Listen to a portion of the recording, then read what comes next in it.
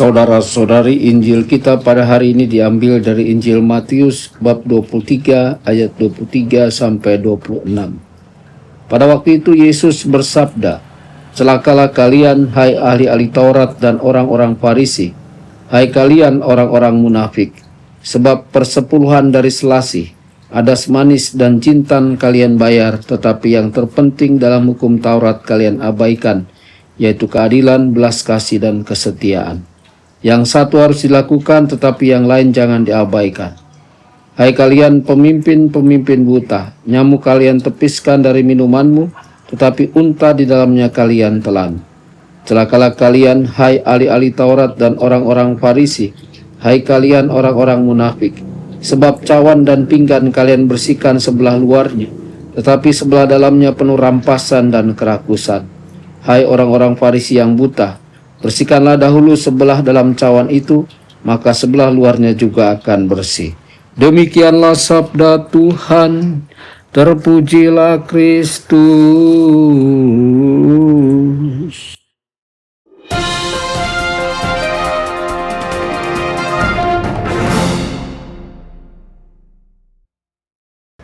Dalam nama Bapa dan Putra dan Roh Kudus. Amin.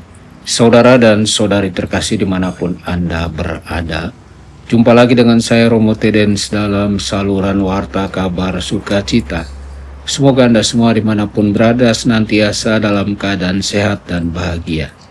Saudara-saudari, hari ini Yesus berbicara keras kepada para ahli Taurat dan orang-orang Farisi. Ia menyebut mereka munafik, buta, bahkan menggambarkan mereka seperti kuburan yang dilabur putih, indah di luar tapi busuk di dalam. Mengapa Yesus sekeras itu? Karena Yesus tidak ingin mereka binasa dalam kebutaan rohani yang membungkus diri dalam kesalehan palsu. Tapi lebih dari sekedar kecaman, Yesus sedang mengajak mereka dan kita semua untuk melakukan sesuatu yang sangat mendasar dan penting dalam hidup rohani, yaitu mengenal diri sendiri di hadapan Allah.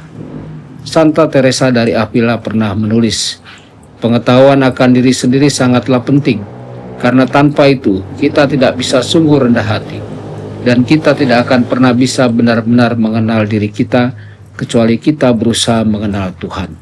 Saudara-saudari, mengapa begitu penting mengenal diri? Karena seringkali kita menipu diri sendiri. Kita mengira sudah cukup baik, sudah cukup saleh, sudah cukup rohani.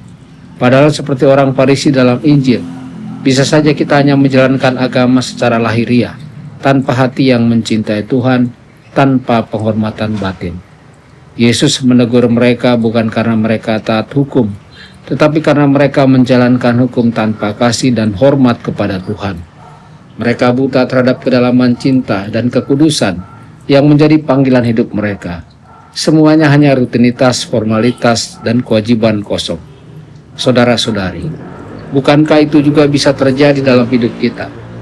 Kita bisa pergi merayakan Ekaristi, berdoa, melayani, tapi tanpa hati.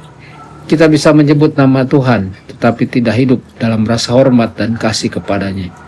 Kita bisa sangat sibuk melakukan banyak hal, tapi semua itu tanpa roh yang memuliakan Allah. Apakah yang hilang? Penghormatan sejati. Penghormatan adalah kesadaran bahwa Tuhan itu kudus, bahwa kita sepenuhnya bergantung kepadanya untuk hidup dan keselamatan kita. Penghormatan menumbuhkan dalam diri kita sikap hormat kepada sesama, melihat dunia dengan mata yang penuh kekaguman, dan mengubah setiap tindakan kita menjadi persembahan kasih kepada Tuhan. Saudara-saudari, marilah hari ini kita melakukan pemeriksaan batin dengan jujur.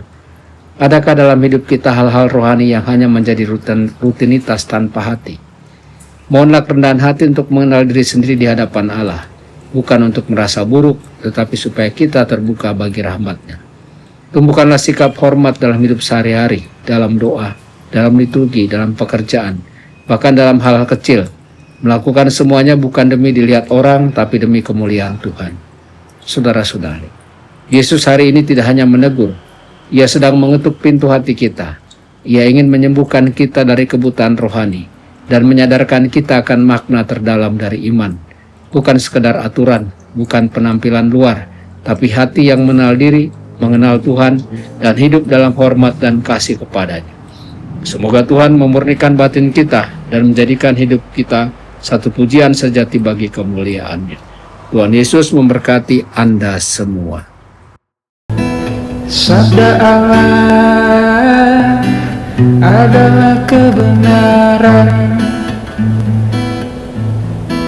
Sabda Allah adalah kehidupan. Mari kita mencintainya, mari kita menghayatinya.